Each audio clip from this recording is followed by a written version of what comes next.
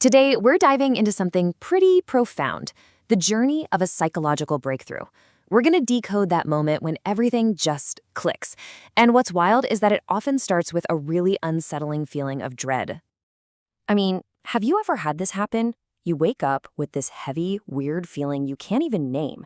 You grab your phone, start scrolling, and boom, the very first thing you see speaks directly to that exact fear. It is so eerie. But what if I told you that moment isn't a coincidence at all? What if it's actually a sign that you're in the middle of a massive breakthrough?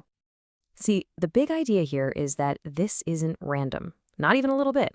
Your subconscious is actively working on something. It's pulling up a file from deep within. And the algorithm? Well, it just holds up a mirror to what you're already putting out there. We're going to break down this whole strange sequence because it's a huge signpost on your path. Okay, so let's start with the trigger itself, that awful feeling, that vague, heavy sense that something is just wrong. You wake up with it. It's not usually tied to a specific nightmare you remember, right? It's more like this emotional static, a backlog of feeling that's finally trying to clear out. Here's the key. That feeling isn't a warning about something bad that's going to happen. It's a sign of incredible growth that's happening right now. It's a process called identity shedding. When you're evolving fast, a very old part of your brain kind of freaks out and asks, wait a minute, if I'm not that old version of me anymore, then who the heck am I? That dread, it's just the friction of your old self falling away. It feels like danger, but it's actually transformation. And here's the crazy part. This feeling of dread almost always follows a period of massive positive change. Just think about it for a second. Have you recently leveled up in your career? Or maybe finally walked away from a toxic pattern?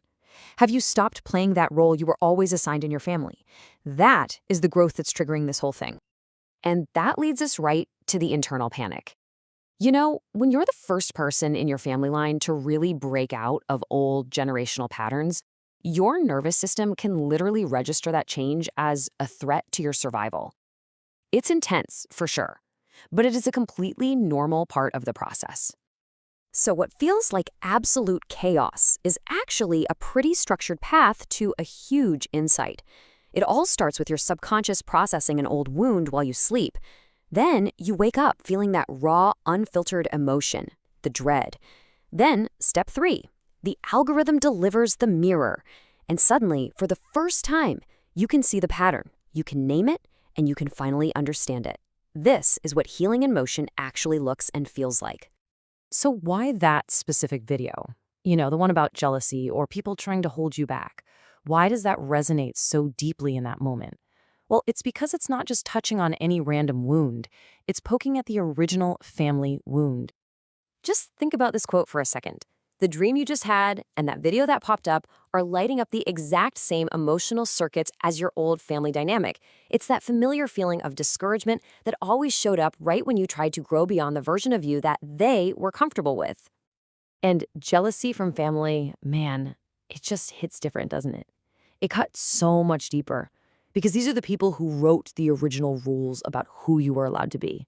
They literally shaped your limits. So when you break those rules, it can feel like you're breaking some fundamental law of your own universe. And this is the core message your soul is trying to get through to you. Realizing this is destabilizing, for sure. But on the other side of that shaky feeling is pure, absolute liberation. You aren't breaking down. You are simply outgrowing the container they built for you. This whole experience usually brings up that familiar old story, right? The story of you being the black sheep. But what if that was never the real story? This brings us to the core revelation, the one that can change everything. And here it is. The big revelation is this. You were never flawed. You were never the problem. You were just operating with a totally different energy type. And that difference created a lifetime of misunderstandings. Okay, so let's break this down. Think of it as 2 fundamental energy types. First, you have the generator. This is someone who naturally creates, expands, and encourages others. They see a world of abundance and genuinely want to see people around them win.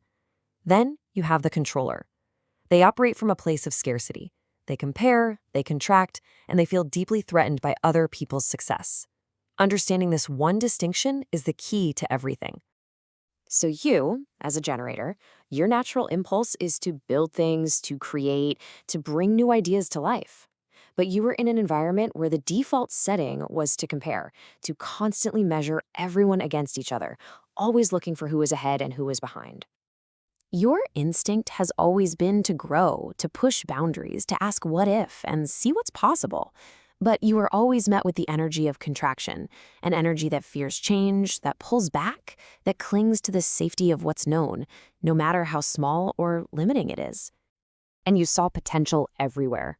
You genuinely celebrated other people's successes because you knew their win didn't take anything away from you. But that was a totally foreign concept in an insecure environment where the main response to anyone's ambition was discouragement, because that's how you keep everyone on the same level. And this right here, this is the identity correction. This is the aha moment where years, maybe decades of self-doubt can just dissolve.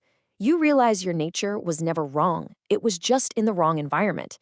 You were a giant oak tree trying to grow in a tiny little flower pot. So now, let's lock this in, let's solidify this breakthrough.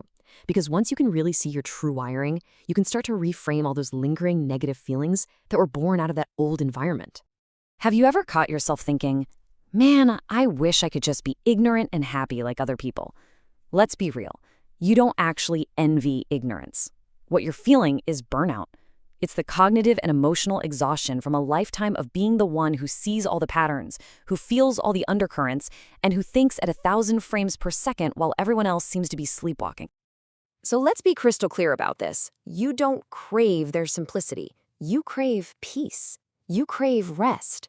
The problem was never your depth or your awareness. The problem was being in a shallow environment that couldn't handle it, and that made your greatest gift feel like your heaviest curse. And this shows the incredible shift you're in right now. For so long, your primary skill was endurance.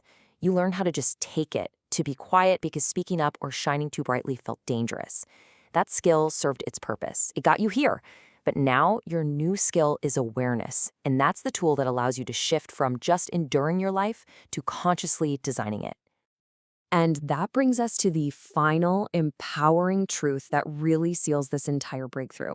All that time you felt so different, you weren't wrong. You were different. You were simply in the process of becoming.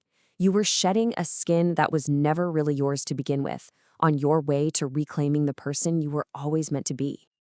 So I'll leave you with this question. This whole insight isn't just about understanding your past. It is a powerful tool for designing your future. It gives you the clarity to stop just craving peace and to start actively creating it. So now that you know you're a generator, what are you going to build?